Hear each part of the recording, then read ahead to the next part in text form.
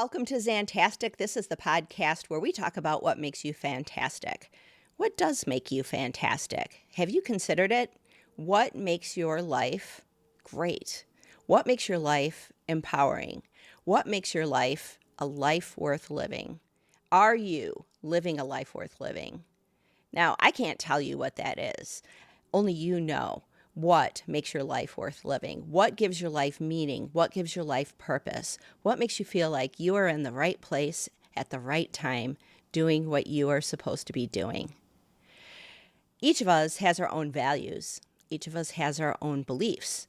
And with those values and beliefs, we piece together meaning in our lives. And when we assign meaning, we assign all sorts of other things, right? If we say, well, this person cut me off, it must have been malicious, and we assign that kind of meaning to it, it means something very different than, oh my gosh, I think maybe that person is late for work and I'm just going to let him in.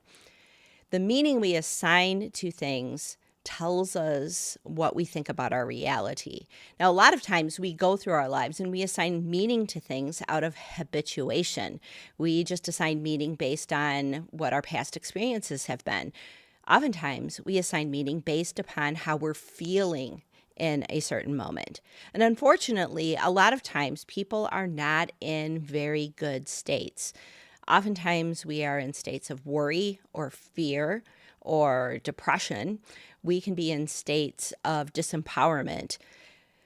It takes a lot of effort, practice to get out of the habituation of being in negative states. But it can be done. We have to make the decision that that is something that we want to do. And there are plenty of tools and ways that we can do that. But oftentimes, if we don't make changes to our underlying beliefs and our underlying habits of how we assign meaning, we slide back into those habituated states. We'd slide back into states where we're worrying about money, or we're feeling anger because somebody has done something, or we feel like the world is stacked against us. Those habituated states are based on the meaning that we assign to things. Now, it's easy enough to reframe an experience so that we see things in a different light, but it takes a certain process. It takes conscious awareness. And if we're not doing that, then we spend our entire day in negative states. The world starts reflecting back to us what we believe to be true. Now, there have been many books written about how our beliefs create reality, but honestly, through many decades of life experience, I think that our beliefs color our experience. Now, you could change your belief that grass is green and grass is blue, but is that really going to change reality?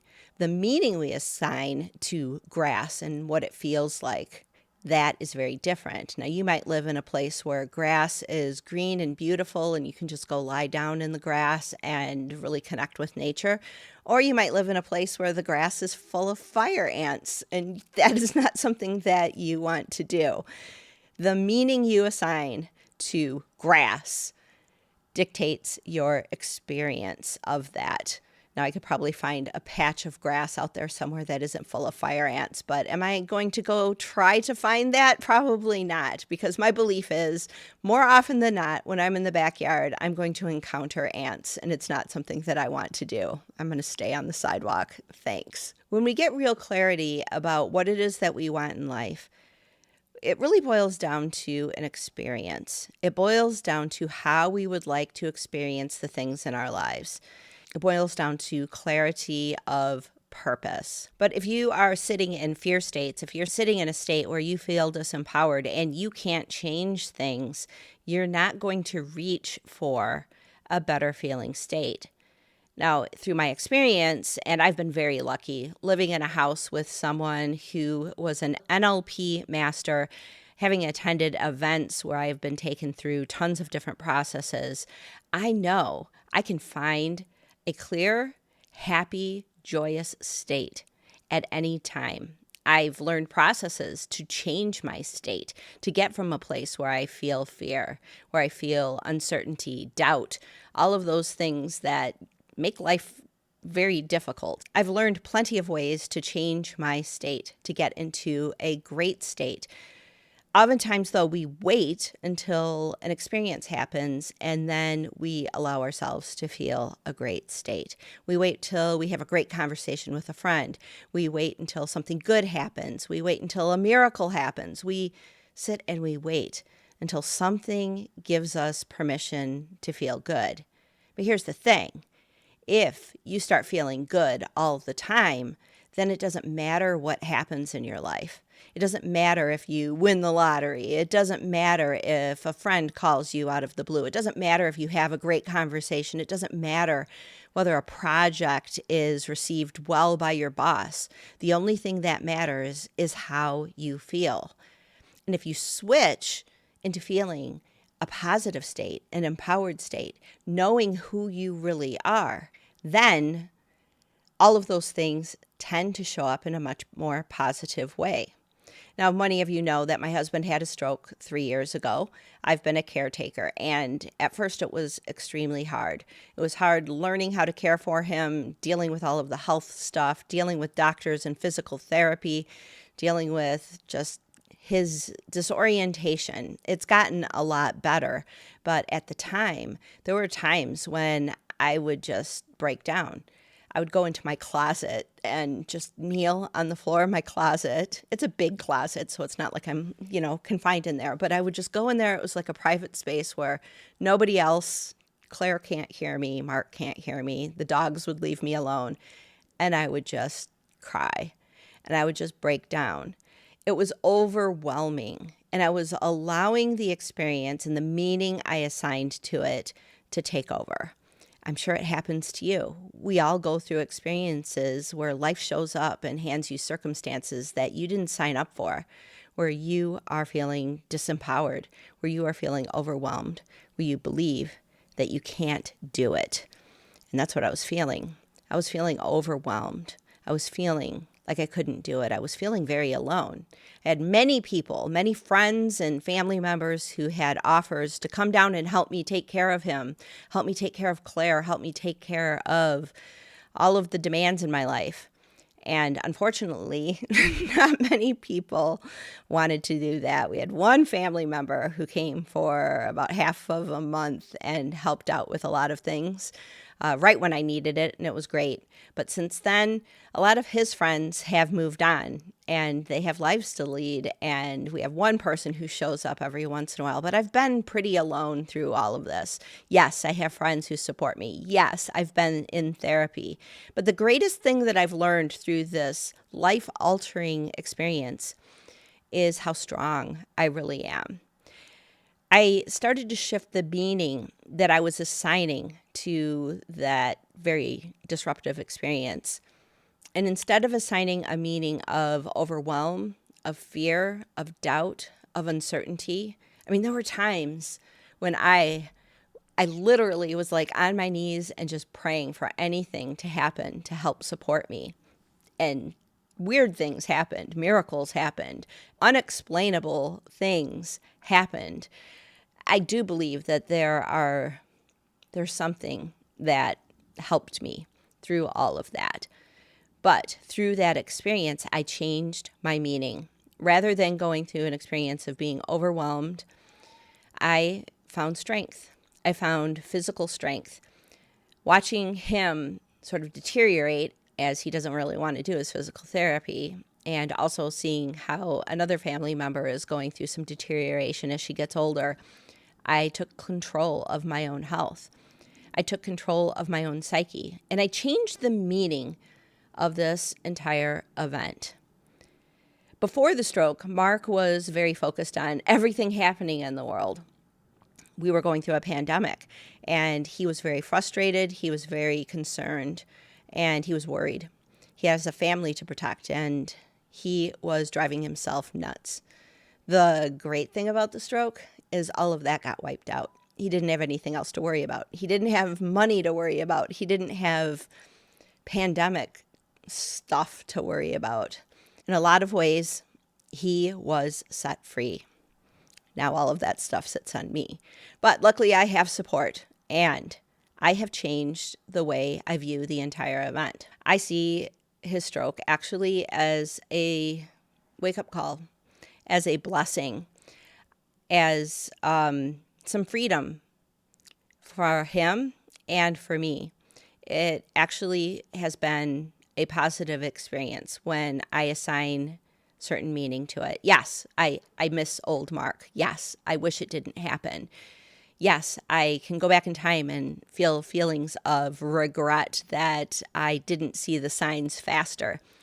It didn't present like a normal stroke. He wasn't slurring his speech. He was basically nauseous and throwing up, and I thought he had food poisoning, as he was saying very vehemently, "Throw the chicken away."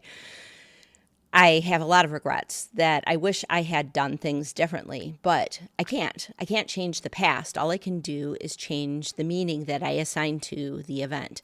I can change the meaning that I assign to daily practice. And I can change the meaning that I assign to myself. And honestly, there's no other meaning I can assign to myself other than it has made me stronger. It has given me a certain level of freedom, and it has given me a new path forward. But I had to go through a lot of work to get there. My old patterns assigned negative meanings. My new patterns and my new beliefs and my new way of seeing things assigned positive patterns and assign positive meaning to the event. I don't think I would have been able to get to that place without doing a lot of inner work and doing a lot of analysis about who I am and what it is that I want to do with the rest of my life, the purpose that I have felt in my life.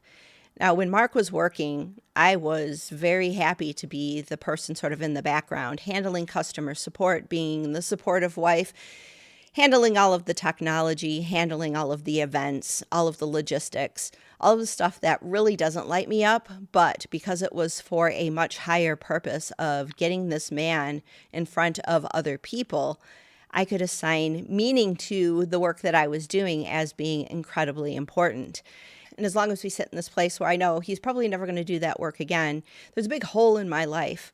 There's a hole where that type of personal transformation, although it's been happening for me because of the choices that I've made, it's not happening for others.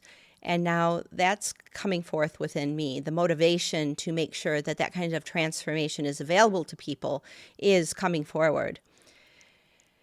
The thing that I've realized is that the world is not looking for you to work harder. The world is not looking for you to be a superhero. The world is not looking for you to grind yourself to a pulp trying to get everything done. The only thing I see right now, whether I'm working with Mark, working in my day job, recording this podcast, or starting a new venture, is that the world is looking for your presence.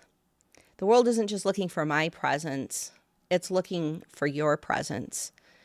When I'm working with Mark, I have plenty of goals for his physical therapy, and they're rarely met. But what's more important is that I'm present for him, that I am there. That's all my daughter wants. It's all my son wants. It's all my clients want. It's all my work wants.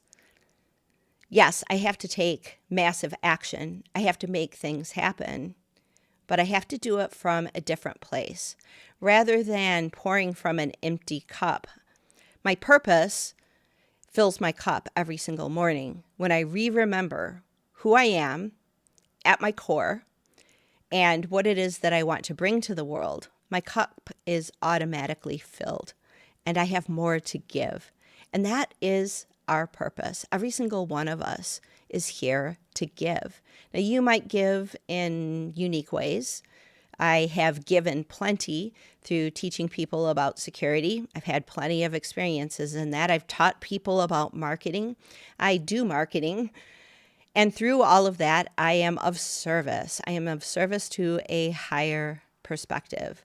But if you come at that service from a place of, oh my gosh, I have all this work to do, and I've got these bills to pay, and I've got all of this stuff, and you're trying to put the puzzle pieces of the external all together, you deplete yourself very quickly.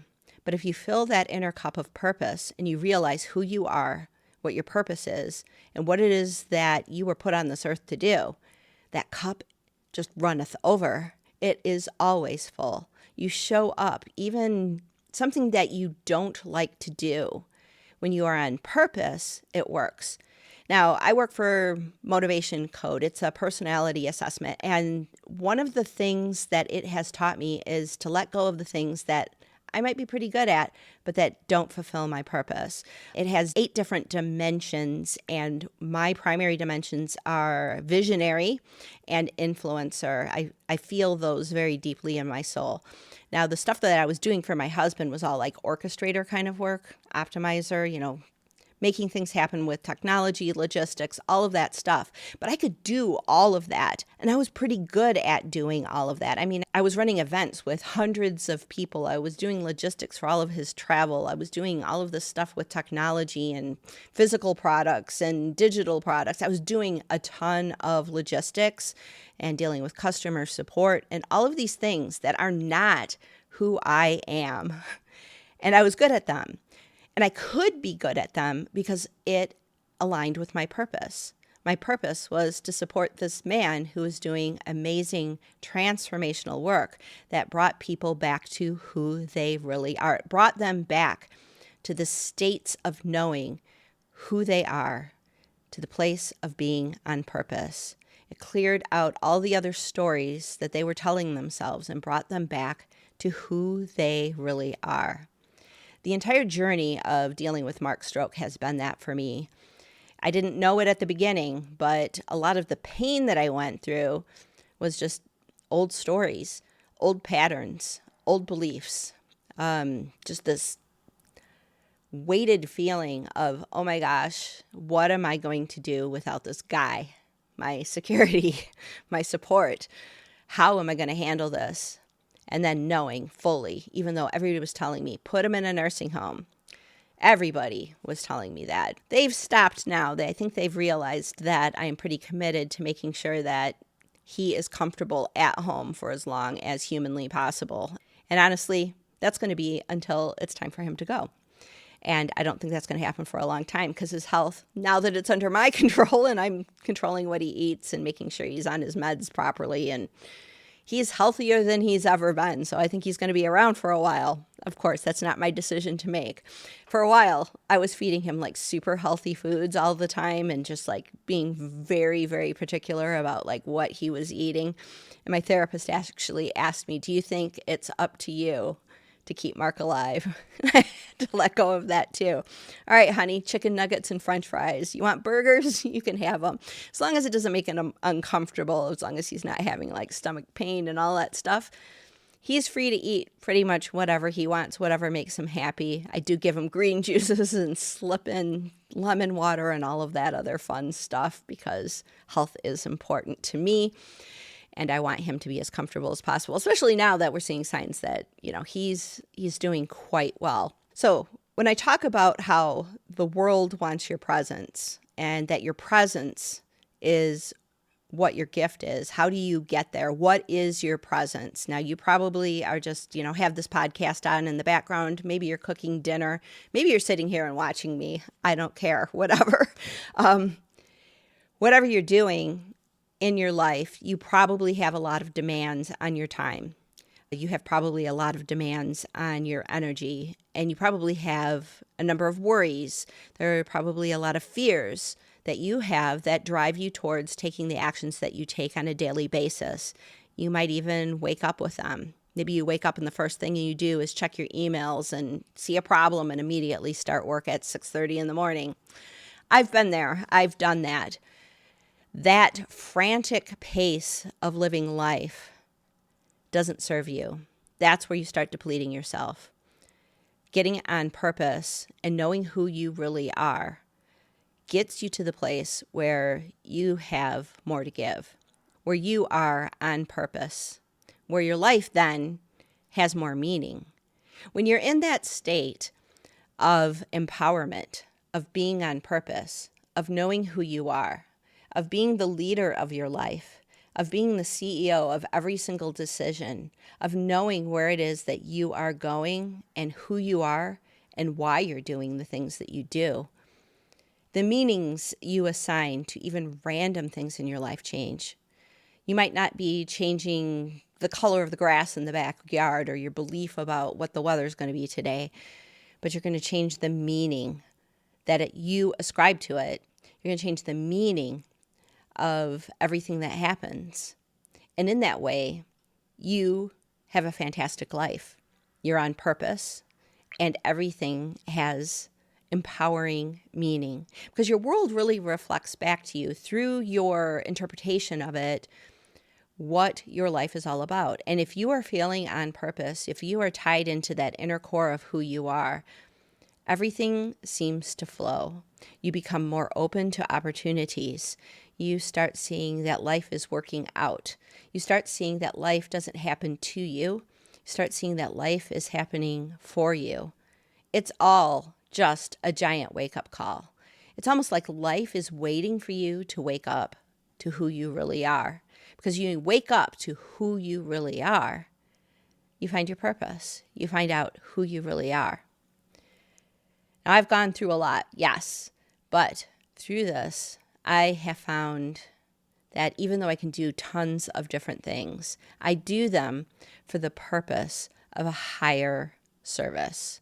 I do them because of people like you who are watching this. I do it for people who are looking for deeper meaning and deeper purpose in their lives. So I've decided I am learning NLP. I may not have Mark here to do all of these amazing processes that help people get back to the core of who they are and find deeper purpose and meaning in their life, but I can learn it. I've had it done to me so many times. The funny thing is, Mark and I would, we're in a marriage, right? And so he would do something and I'd get irritated and we'd have a little tussle, or I'd do something and he'd get irritated and we'd argue, right? Because that's what married people do. And all of a sudden the NLP would come out at me and you can't use that here. I know what you're doing. You can't do that to me here. But those are the toolboxes that he had. He had many tools in there that he used in order to find deeper connection. And in retrospect, that's all he was trying to do. He wasn't trying to convince me. He wasn't trying to manipulate me. He was trying to find connection and peace and agreement. I never used it back on him. Maybe I did. He used to always say that he could never win an argument with me. It was all those years in debate, I guess. But here we are. So I'm learning NLP. And if you want to practice with me so that I can get better, I have a form up on my website. You can just book me for a call, and I would like to practice with you. If you are feeling a lack of meaning in your life, if you're feeling a lack of purpose, then I am here for you. I might not be able to help you the way Mark used to, but I can try. And that's all I would like to do. I would like to try because I would like to learn more and feel more on purpose that I am helping people get back to the core of who they are and find empowering ways to live their lives, because that's what this is all about. It's kind of funny that my life has led me to all of this, and all of these experiences just basically lined up almost, in retrospect, I can see how all of these experiences lined up to bring me to this point. I could have never learned NLP and practiced NLP when Mark was doing it because he was Mr. NLP and took a lot of pride in that. And yeah, we would have competition in certain ways. He respected me very much for what I could do, but if I veered off into things he was an expert at, then he felt that was very threatening. But now with him not doing it, I am off purpose. I mean, I love the work that I'm doing. And honestly, I bring my purpose into the work that I do, whether it's, writing technical articles, writing blog posts for myself, doing content at work, whatever it is that I'm doing, I am still of service for people to feel more empowerment. Even when I was teaching security or even cleaning hack sites, my goal, my mission was always human empowerment. It's just more direct now. I'm back to the core of who I really am. And it was kind of a meandering journey, but I'm here. So if you would like to practice NLP with me or let me practice with you, I am here. Just go book me for a short session and we'll see what we can do. I hope you enjoyed the interview with Raquel last week. I think she's an amazing person, stepping outside of her comfort zones in order to affect greater change in the WordPress space. And I think that that is amazing. I have other guests lined up that I think you're going to love because I love them. And until then, we will see you next time. Thanks for watching.